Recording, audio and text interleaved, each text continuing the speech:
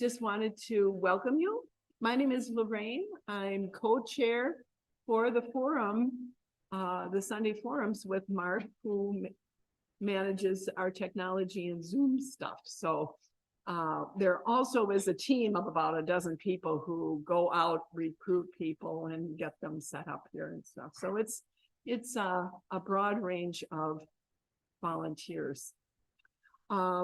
Also, I just wanted to let you know that there is a basket. It's on a little table on the door, in and out. That is a collection for, if you have something to give, for expenses for the forum, having to do with a microphone or some fancy gadget for technology we need for Zoom again or something. So it's that kind of thing. So there's a basket over there for that. Anything you put in is great. We are preparing kind of a succession plan for the forum. Mark has been involved longer than I, but I'm feeling a need for change for myself. So might not be a complete, change, but we're going to work something out so that there isn't a time when there is a rush to find someone. So we're going to work on a succession plan. And our presenter today, Klaudia Rixmann, is here with us, and I'm so glad to tell us about Revitalize Milwaukee. Joanne is one of those dozen of people who are out there helping us find presenters, and she will introduce our speaker today. Good morning.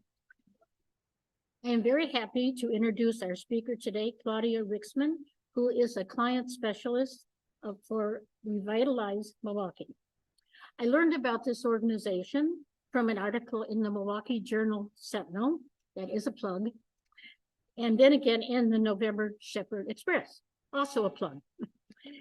I related to the problem of homeowners being unable to afford making needed home repairs when years ago, as a single parent returning to school with a low-paying part-time job and an older home, many needed repairs when unfixed, including a front door we couldn't lock. However, our Charlie, our lab Springer Mix, was a very good watchdog. Revitalize Milwaukee's mission is to transform communities by providing free, critical home repairs and comprehensive services to low-income veterans, seniors, and people with disabilities, including lead abatement and an asthma remediation for families with children. I will let Klaudia explain these many important services and her role. All right, thank you for that introduction. Can everybody hear me okay? This is good. Okay. Yeah, so I am Klaudia. I'm the client specialist for Revitalize Milwaukee. Here's my contact information, but I can also share it at the end. I've been with Revitalize Milwaukee January 1st. It'll be 2 years. So, all right, and we'll do a quick presentation overview. So first I want to give you all sort of the context. So why are these programs and services important in Milwaukee? So we're going to look at a few maps. So hopefully you have some map lovers in the crowd. Then we'll talk about Revitalize's purpose and mission and our programs and services. And then if you're feeling that spark, different ways to get involved with us. And then there'll be, of course, time for a Q&A.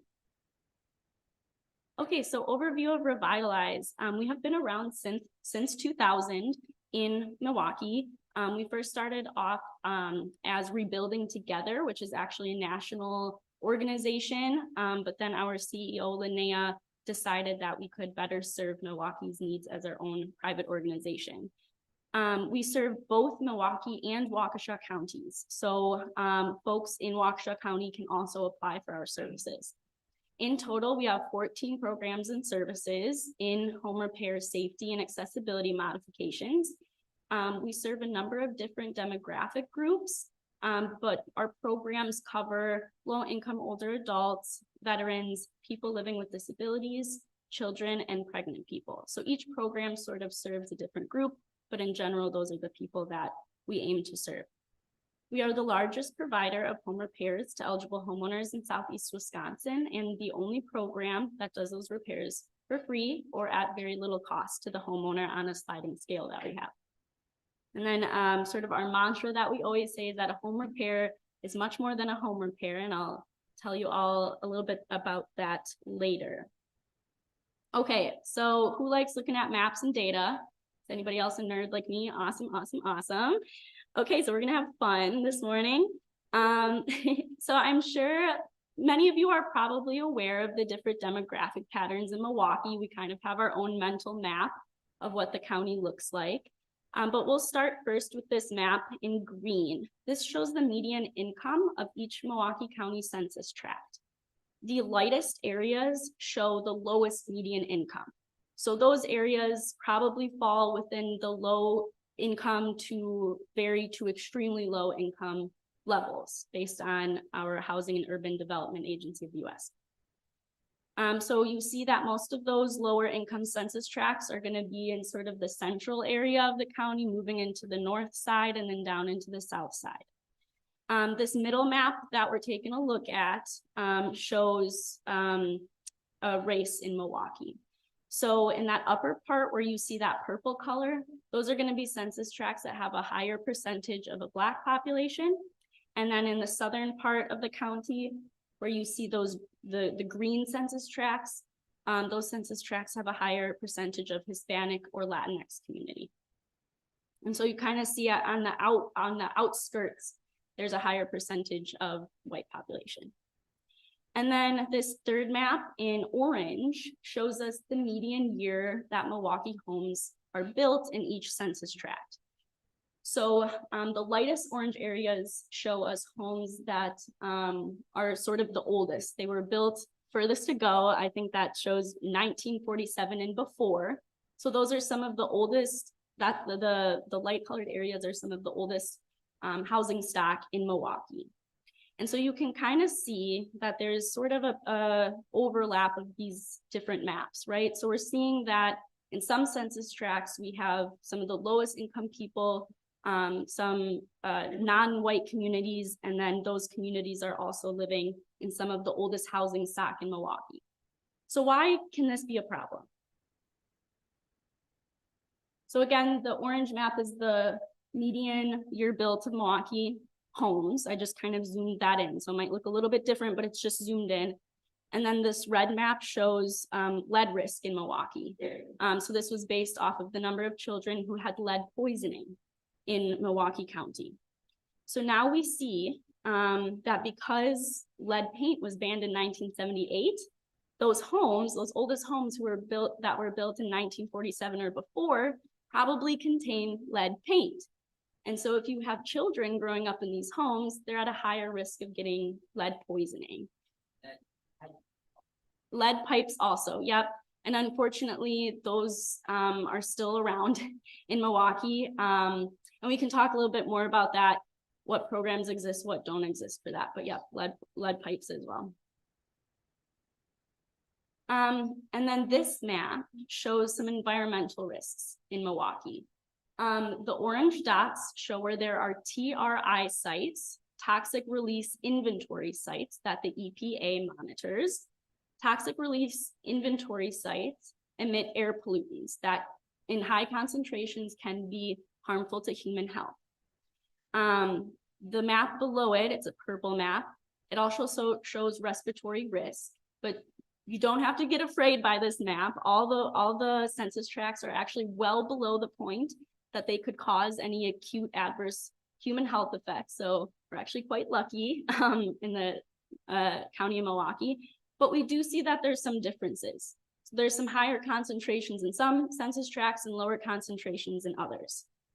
And we know that based on the literature about TRI air pollutants, that folks who are living closer to a TRI site and are exposed to a TRI site might be at a higher risk of developing asthma or having their asthma symptoms aggravated by these air pollutants. Sure. So a TRI site might include, any factory in the area, even your automobile repair shop is a TRI site, tanneries. I know yeah, so places like that. So if there's active air pollutant that is being released, that's what is monitored by the EPA. Yep.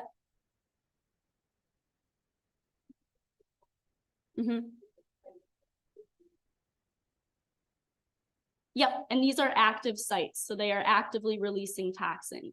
However, you know, I'm not sure about each individual one. Most are within EPA regulations. So unfortunately, there's still a certain amount of air pollutants that sites are allowed to release. So most of the sites are below that okay limit that is set by the EPA.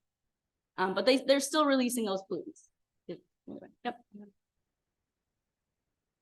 Okay, and then this one map, the green dots show where our asthma safe home clients are. So these are the people that are in our program who have asthma, who are trying to reduce their asthma symptoms.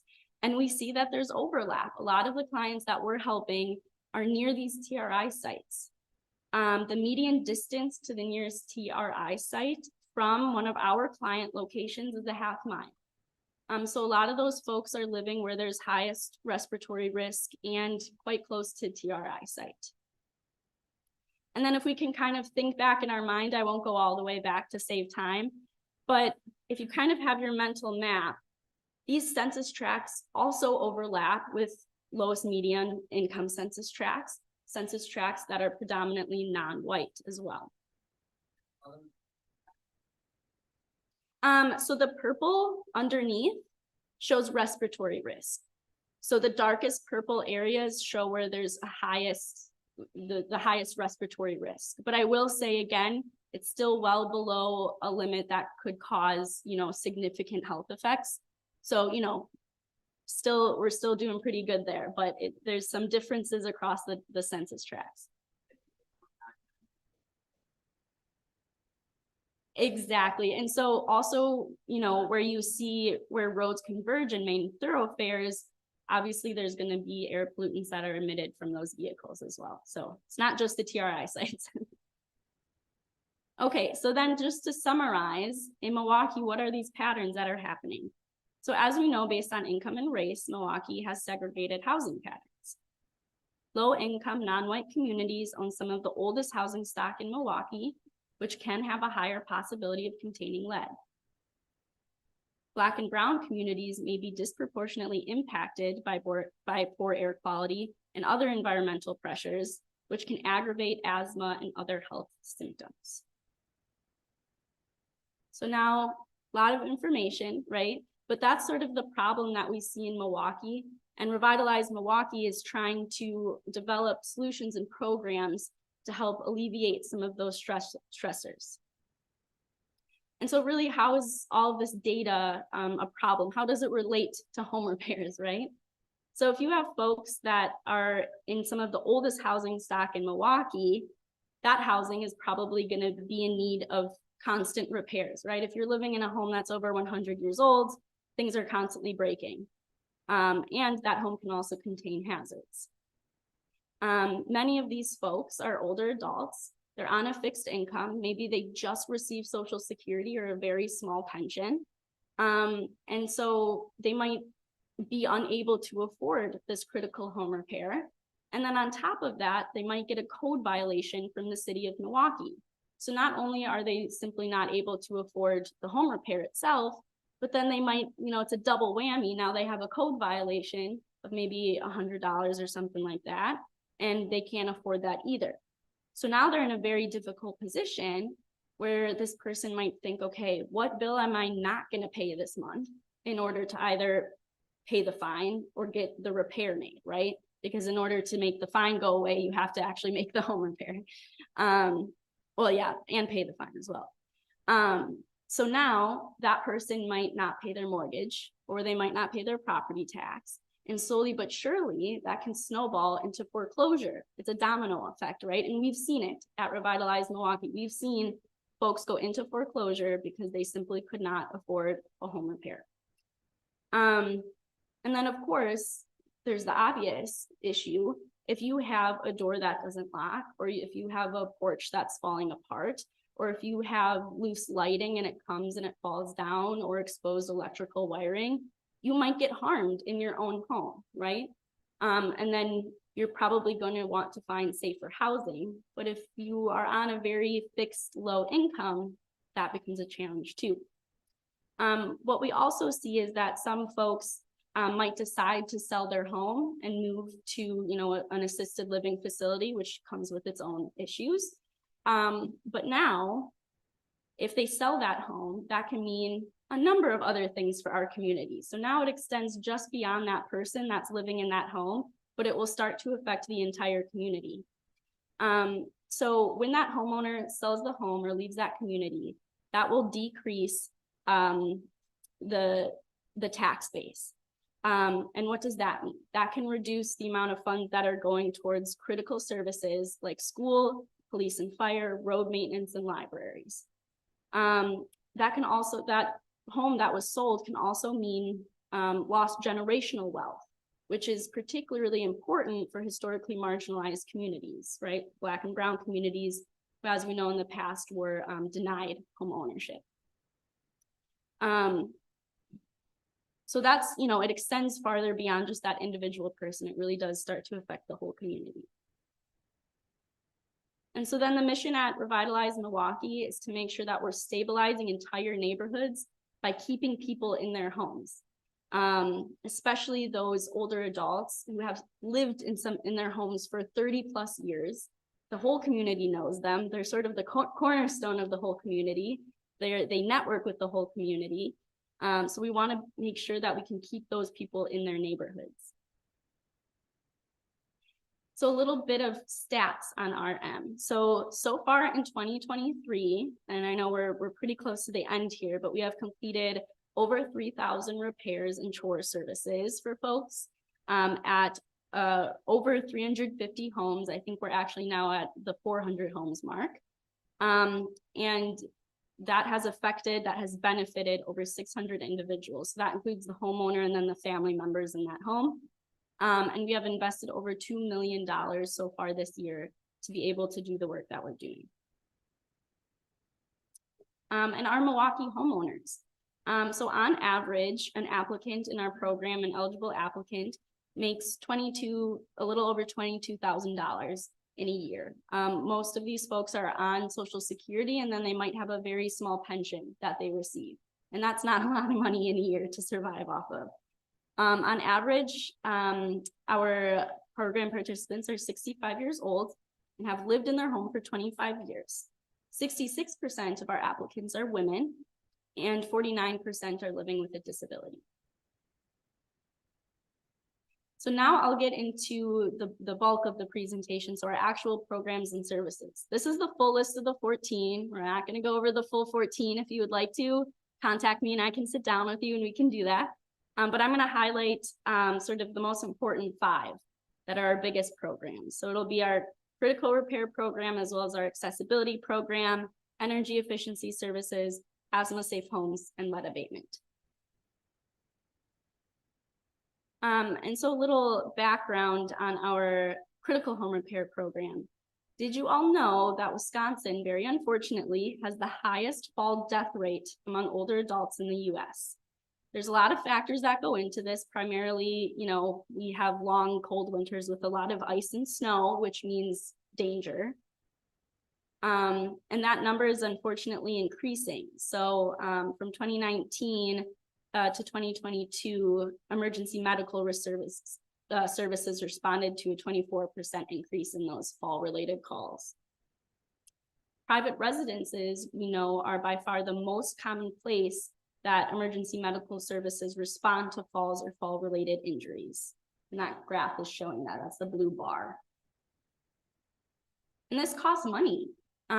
So the total cost of older adult falls for Medicare, Medicaid, and out-of-pocket sources was $781 million. So then our critical home repair and accessibility modifications program, how can we help reduce those statistics, right? And keep people safe in their homes. So this program provides free plumbing, electrical, carpentry, and accessibility modifications. Accessibility modifications include things like a walk-in shower, a ramp, you know, extra grab bars throughout the home. We also offer emergency home repairs. So unfortunately, just this past week, I processed the applications of, I think, 2 people whose furnaces were completely out, no heat in the home. And so we went out there within, you know, that next day after we got that call to get their heat up and running again. We also offer occupational therapy assessments. So if there's a client that we're working with that we don't exactly know what accessibility modifications are going to help them best, we call in our occupational therapist, they do an assessment, and then we go from there. There are eligibility requirements for this program. So you do have to be 60 years or older, or a veteran of any age, or living with a disability of any age. And then it is an income-based program, so you would have to fall within that low income level. But we also have a partial pay program. We don't want to say no to somebody that just makes a few thousand over that upper limit, because they could still be dealing with a lot of medical debt, or a super high mortgage, or super high energy bills. So then they would fall into that partial pay category. Usually it falls at around 10% that they're responsible for paying. And then the goals is to, you know, make sure, number one, people are aging safely in place, so that no matter what age, you can stay in your home. You don't feel like you have to sell your home or move out. And then that family can be kept, or that home can be kept in the family as well. We also see throughout Milwaukee, unfortunately, a lot of dishonest contractors and handymen. So a lot of people will call us very frustrated, sort of in a time of crisis. They were able to save their pennies, save that $500 to fix their sink that hasn't been working for a year, and somebody takes their money and runs, never comes to fix it, right? And so we employ our own contractors, and those contractors are reliable, and those folks who are in our program know they're going to show up and actually get the work done. Yep. Sure.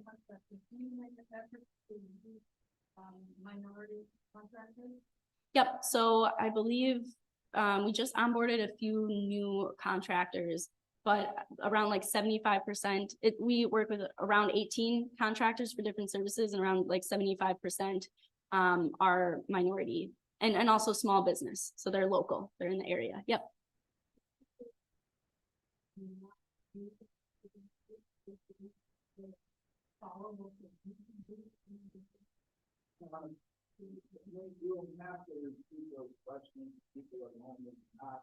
Oh, okay. Okay, so follow up for dishonest handyman. Unfortunately, we're unable to do anything through our organization. What I'll do personally is, you know, if that person has the name of the contractor, I'll write it down. And then we work with a lot of other community partners, like community advocates, like Department of Neighborhood Services. And sometimes I'll send an email or call them and say, hey, there's this person who keeps taking people's money.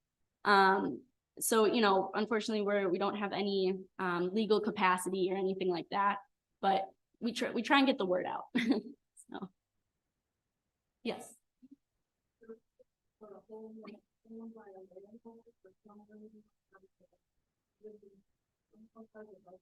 Yeah, so this program is primarily, oh, I'm sorry about that. So do we provide services for landlord-owned property, so rental properties?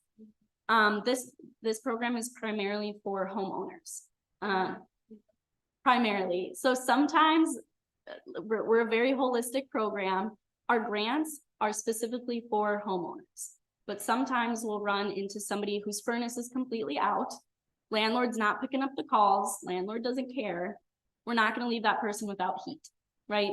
So if it's an emergency situation with no other solutions and that person doesn't have anybody to turn to, we do have a little bit of wiggle room where we can make that exception. But as far as the full program, non-emergency services, it's for homeowners.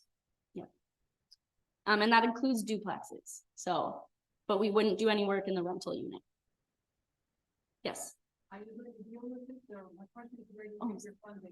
Oh, where we get our funding. Okay, I did not include it in this presentation because I was afraid it would run super long. But we have, so we get a mixture of funding from the federal government ARPA funding, state funding for lead remediation. We also get a large chunk of our funding from private donors, including corporations, and then just individual donors. And we'll talk a little bit more about that. We have a big block build program that corporations in Milwaukee sponsor. And then also City of Milwaukee funding. So it's coming from a lot of different sources to be able to do what we do. Okay, so we do have our energy efficiency program. It falls under sort of the same eligibility requirements. And of course, this is weatherization, furnace installation repair, and some energy efficiency upgrades as well. We work in collaboration with Green Homeowners United, and they're a very, very great group to work with. All right, now we'll move on to our lead remediation program. This is federal, so through ARPA funding and then through state of Wisconsin as well. And so as we know, lead is a neurotoxic substance. And elevated levels of lead in the blood have serious effects, especially in children whose brains are still developing. 9,600 children in Wisconsin were poisoned by lead from 2018 to 2020. I mean, that number is scary enough in and of itself, but 2/3 of them were in Milwaukee County. So if we think back to that map of that super old housing, kind of starts to make sense. And 99% of the lead poisoning investigations implicated lead-based paint as the primary source. So are the laterals running from like the street water lines into private homes, a lot of those are still lead.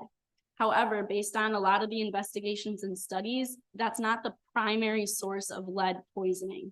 There's a lot of tips and tricks that you can do if you feel you have a lead lateral, like running that cold water for about 2 minutes in the morning before you drink it. Because the issue is if you have a lead lateral and that water is sitting in the lateral overnight, then leaching starts to occur. So then the lead might leach into the water. And if you turn on your faucet and that first glass of water in the morning, yes, it might contain lead. But if you turn that on for about 2-3 minutes and let the water run, it should flush that out. And then that leaching isn't occurring. So really, but the main issue is the lead paint. Yes. Yeah, lead poisoning, that's something that seems like there's, I'm really struggling with because we just talked about lead pipe. Mm-hmm. That's the main story for all of these. And the lead is still in it. Goes out of the country because of pipe. I wasn't aware what they think is that much of an issue. So I figured, that's the person I had. Yeah. Lateral is pretty short. This is a light weight in the picture. And so that this would be a lot, one solution to the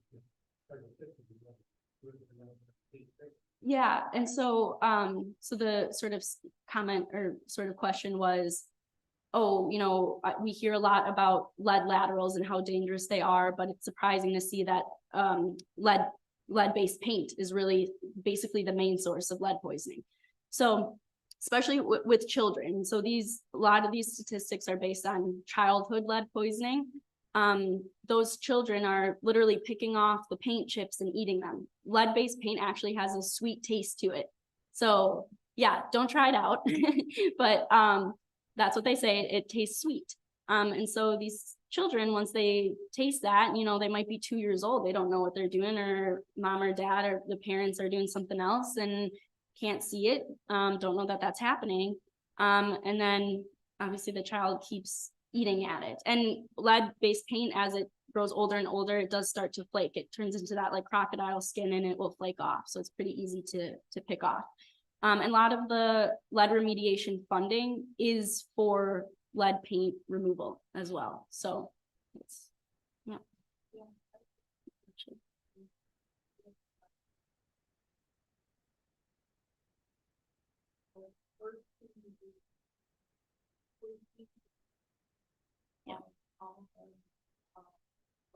Yeah. Yep. Yep. So the comment was working for MPS, a lot of children who might have behavioral issues also tend to have lead poisoning, and that's very true. And so these effects are, I mean, they can completely reduce the quality of life of that child. You know, they might do poorly in school, which means that they're not getting that, maybe they won't get that high school diploma, or they might find themselves in the justice system. And then it becomes even harder to move on to the workplace, go into the workplace as an adult. So now their whole life is affected by maybe the 5 earliest years of their life. When Marie starts to cover, Oh, yeah. there might be more information about Revitalize Milwaukee, Mhm. and we need to know about lead, and some of these people who know about lead should find a presenter for another forum on that. But I don't want to keep you from getting through Okay. what you want to do, but I know there were a couple before we started covering the first one. Okay, yes, I'd like to give, some context. okay, I've worked with, segregated, Pacific, and Milwaukee. Milwaukee water covered, dealing with, lead. I also worked, for, Milwaukee Public Schools.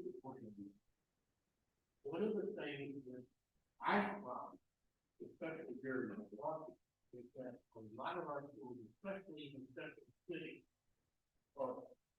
when it comes to the water, there's a lot of lead. Mhm. The outgoing schools doesn't have that, and it's bothers very much, but, this is something that, I wanted to bring up, because, and we also found that, in the central city, one of the 5 things you highlighted was Apple. And in the central city again, it was a higher concentration.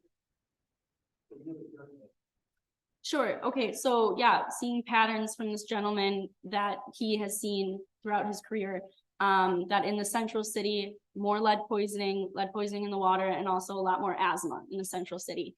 There's, yeah, like I said, there's a lot of factors that go specifically into asthma. So it's, in the central city, we see all these main thoroughfares converging. So now there's higher exposure to diesel particulate matter. So those are air pollutants from cars, from trucks, from all that stuff.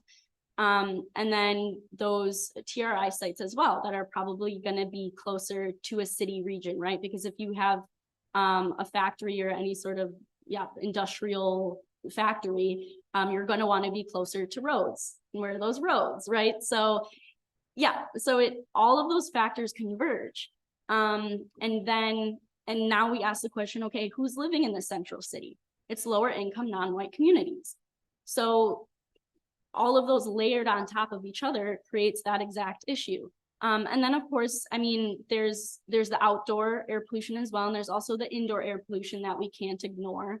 Of course, smoking in the home, if you have a gas stove, which are in older homes, usually that creates bad indoor air quality, but then also home repairs. So if you have mold in the home, but the family doesn't have enough money for mold remediation, okay, the mold might just have to sit there. And then the child in the home who has asthma now has aggravated symptoms. So very complex issue, and they all sort of intertwine. So yes, and then did somebody else have a issue?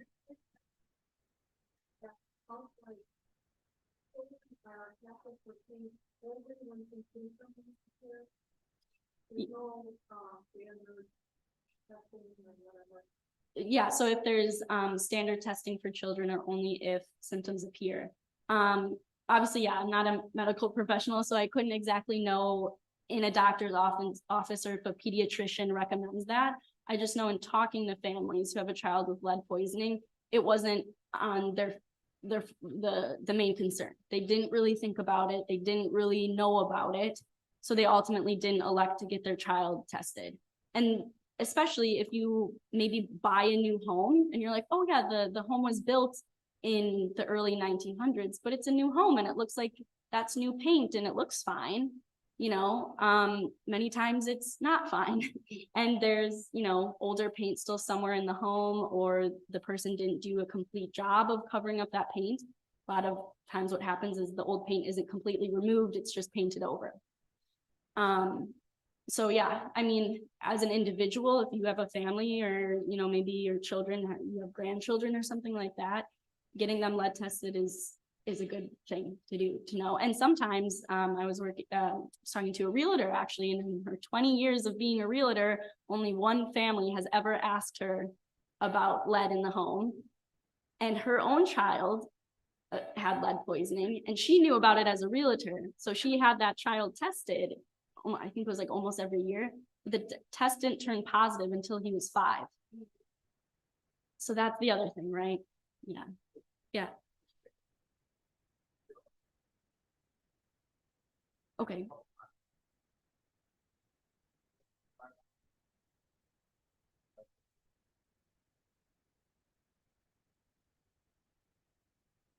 Okay, yeah, good fact. I was not aware about that. Our coordinators of the specific programs, they know all the intricate little details and that good stuff. But okay, on Medicaid, they tested. So, okay, yeah. So then for this program, we provide no cost, that lead risk assessment, and then removal or encapsulation, encapsulation is usually used for siding of a home. So that siding is encapsulated with non-lead-based siding.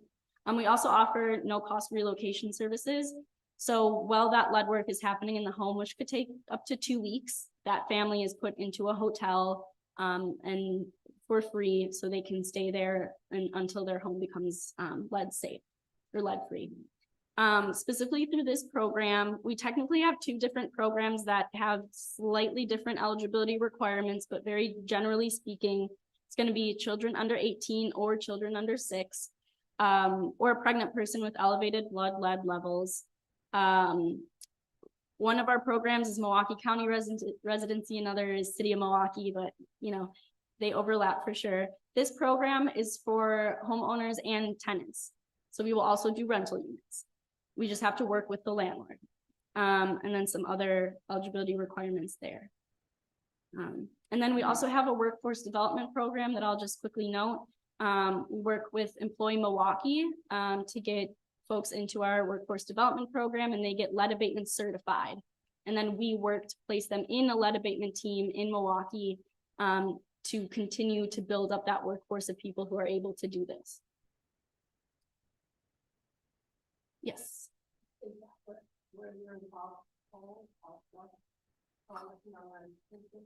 Yes, I'm not, definitely rings a bell. I know I've seen them in some of our meetings. I'm not exactly sure. Our specific lead abatement coordinators might have a closer relationship with them than I do, but I've seen them around. So, yeah.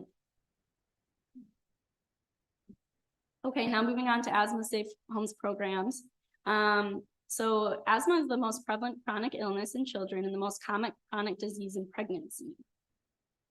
Black children and adults are 3 times more likely to have asthma than white children and adults. And if we think back to sort of that explanation of all those overlapping factors, that's sort of the result that we see.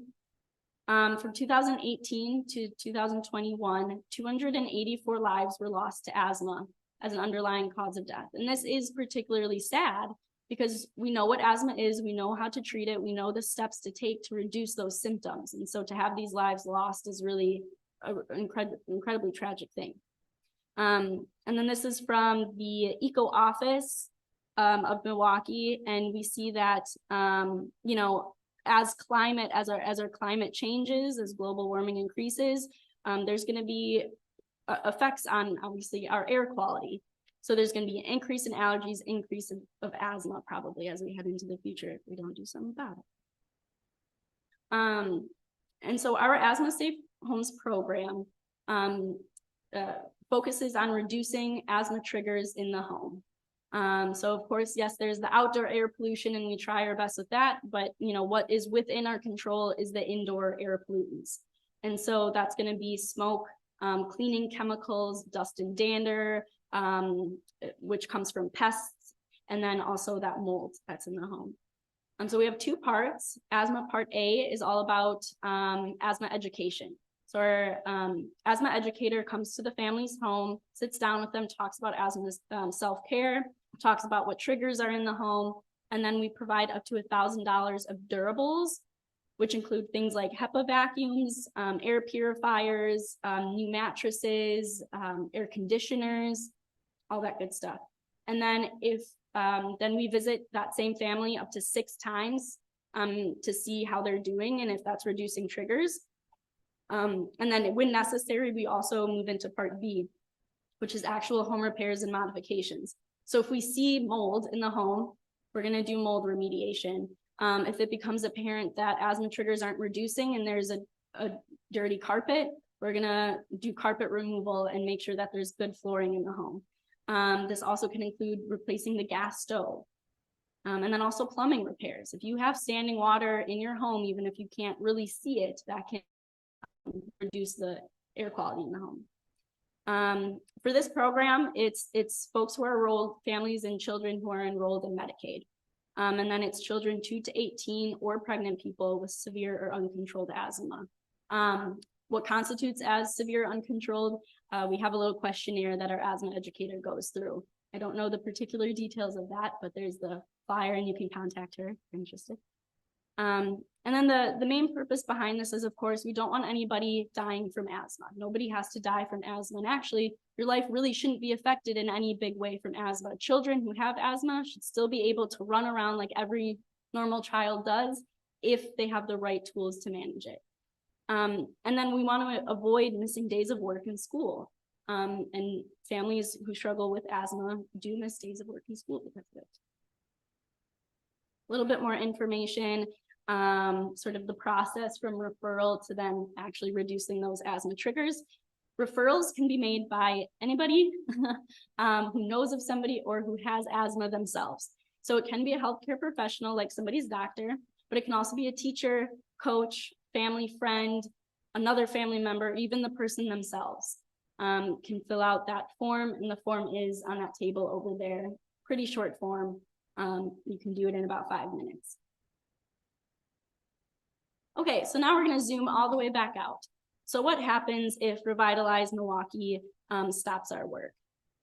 So when we have safe, healthy, owner-occupied homes, and even just safe homes in general, even if they're rental units as well, this is associated with increased civic engagement and reduced crime. Because folks, once they're quite literally invested in their community, they're going to want to make their community better. It's also associated with greater educational attainment, and of course, better managed properties and greater property value appreciation. And then it maintains the tax base, which affects the entire city. So I know the downtown Pfizer Forum, very glitzy and glamorous and new, and a lot of fun down there. But part of that was paid for by tax incremental financing. So that's a whole nother story in and of itself, but basically the taxes from those folks in that area are being used to pay for this, for the Pfizer Forum in the Deer District area.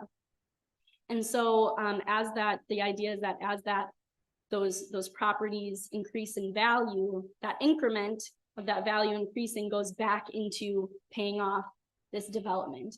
So if we have better maintained homes with higher property values, all that good stuff, then we can also see development throughout the city of Milwaukee. Now, I know there's quite a lot of issues and debate about, the Pfizer Forum and how it includes some people and excludes others, but that is an effect, right? Okay, so now who is like, I need to get involved. I need to do something. Or maybe you would like to apply for a program as well. We work with volunteers all throughout the year, well over, I'd say, probably 600 volunteers in a year that we work with. Anywhere from mowing a neighbor's lawn to actually helping paint. And then we also have our block build annual event, which I'll talk a little bit about in a second. And then if you are a skilled handyman, or if you yourself are a contractor, know of somebody, we're always looking for people who are willing to donate their time and their expertise in electrical, plumbing, and carpentry. And then we have our coffee and community that's coming up on December 14th. So this upcoming week, it's about affordable healthcare options in Milwaukee. I can give you that information if you're interested, if you want to attend. It's at the Clinton Rose Center. And a lot of other neighborhood organizations and community members come and you network, you talk, all that good stuff. If you're also interested in becoming a donor, we do individual monetary or in-kind donations. And we also have the corporate sponsorship of homes. And so that fuels our block build event. It's usually in summer. We sponsor anywhere from 18 to 25 homes in a neighborhood. This past neighborhood was in Muskego Way. And each house is sponsored by 1 or 2 corporations. So we had Findorf, Milwaukee Tool, Associated Bank, many other Milwaukee area companies take part in this. And they put up the money to be able to rehabilitate and fix these homes. 500 people come out as volunteers to do the work.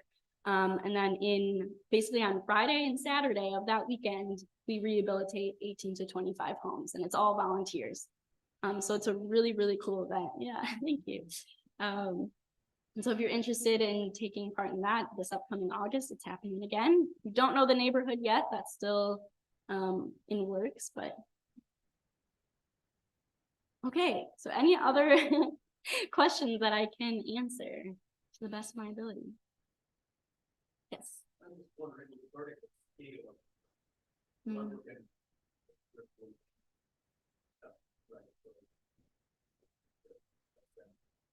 seems like it's not in bucket. It's scale of profit. So you're not profit on impact you think you're taking to scale. Yeah, so I mean, we, I don't have the exact number on specifically homes that have received energy efficiency. But we work on around 400 homes in a year.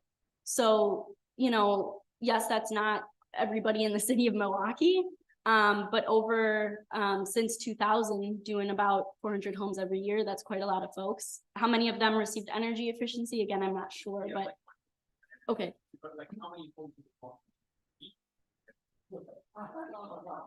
Yeah, so I mean, again, couldn't give you a specific number, but those homes that are built before 1950s, they're probably in need of re-insulation, they're in need of weatherization, things like that. And so there are a number of different programs that you can get that service done through. So if you are on energy assistance, you can also qualify for weatherization. However, if you're on energy assistance and that home with the address and everything is put into that program, and then you receive weatherization, they have like a 20-year time period or something like that, where you can't apply for weatherization again.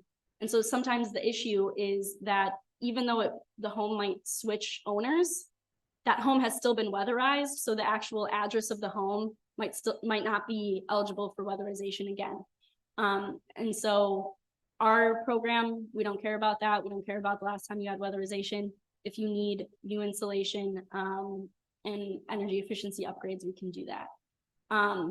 Yeah, in terms of the specific number and the need for it, I mean, every call that I get, especially as we head into the colder months, is my home is freezing. Can you help me? Like, it is super cold in my home. Or we take a look at energy bills. That's part of our application process. And then all of a sudden we start to see $150 every month, $250 every month.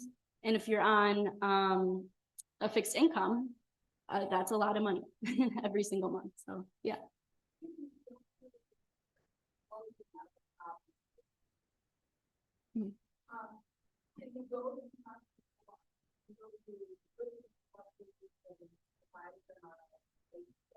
Oh yeah.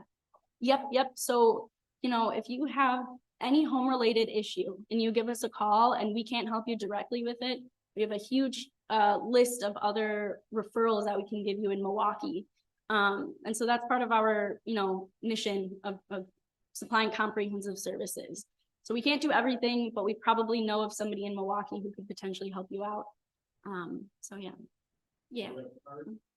Cards. I think I do have some in my bag. Otherwise, a bunch of flyers that you can take as well. Yeah.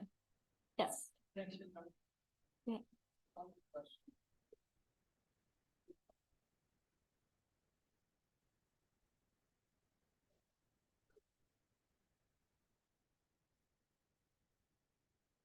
Yeah, so like I said, we do, okay, so sorry, the question was, what's our geography? So which programs for what areas? So our critical home repair program serves both Milwaukee and Waukesha counties. That's pretty much our meat and potatoes program. That's where you get the plumbing, electrical, carpentry repairs. Our lead abatement program is county and then city of Milwaukee. And then our Asthma Safe Homes program right now is city of Milwaukee as well, I believe. There's city or county, I'll have to double check on that. Yes, yep, emergency repair is sort of bundled into that. Critical home repair, yep. The second question.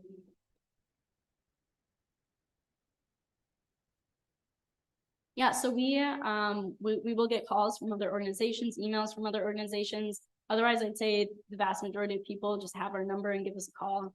And we talk with them, see what their issue is, and send them an application. So, and we also, you know, if that person is unable to fill out that application due to any disability or doesn't have any transportation, we can meet them at their home. So. Yeah. Yeah, thanks everybody.